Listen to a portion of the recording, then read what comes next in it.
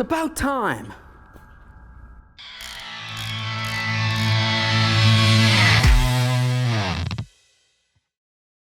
Hey friends, it's Len here from Auto. In this video, I want to talk to you about whether or not you should replace your hub at the same time as you replace your press-in wheel bearing. Whatever you decide, by the end of this video, make sure you order all of your parts from oneauto.com. Now let's get into it. Now I'm sure you know why you're replacing your wheel bearing in the first place, whether it was due to a humming noise while you were driving down the road, or maybe you felt a little bit of movement in the front end coming from that wheel bearing. When it comes time to replacing your wheel bearing or even ordering your wheel bearing, it's important to know that there's several different types of wheel bearings. The two major ones would be a bolt-on wheel bearing, which essentially is very easy overall to replace. You go ahead and remove that wheel. You can remove the brakes, the axle nut, and then just go ahead and unbolt the wheel bearing from the steering knuckle.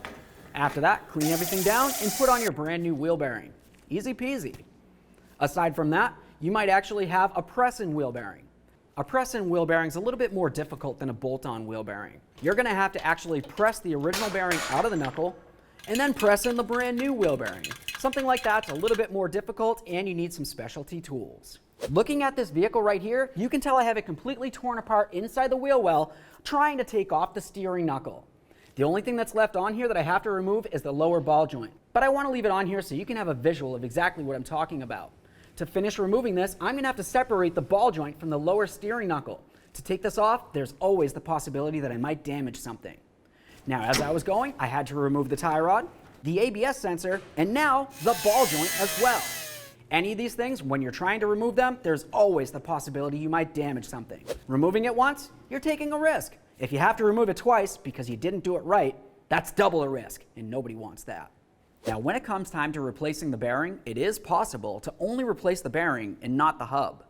To me personally, it just really doesn't make any sense. How do I know that this hub right here isn't bent or warped in any way? If the hub was slightly warped, even if it wasn't visually apparent, just a slight warp coming from this hub, by the time it gets transferred to the wheel, is going to make a bigger wobble overall. By having this wobble, you might find that you have a brake pulsation every time you go to stop. Or when you go to get yourself in alignment, as the alignment professionals doing their job, they might happen to find that you have a bent part or even a warped part, meaning the hub itself. If you would have just went ahead and replaced it with a brand new one, you wouldn't have had to worry about it. Something else to think about is when you're trying to remove the bearing from the hub, generally there's a race that gets stuck on the hub. If that's the case, you're going to need some specialty tools, and of course it's going to take a little bit more time and effort. Now, with all that said, does it make any sense to put an old rusty part into a brand new part? No, it doesn't.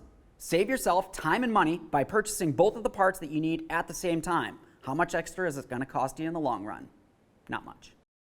Okay friends, I know not everybody's had experience with doing press-in wheel bearings. I hope there was something in this video that you found was interesting, or maybe you think somebody else might find it interesting. If that's the case, go ahead and share it with them. It would mean everything to me.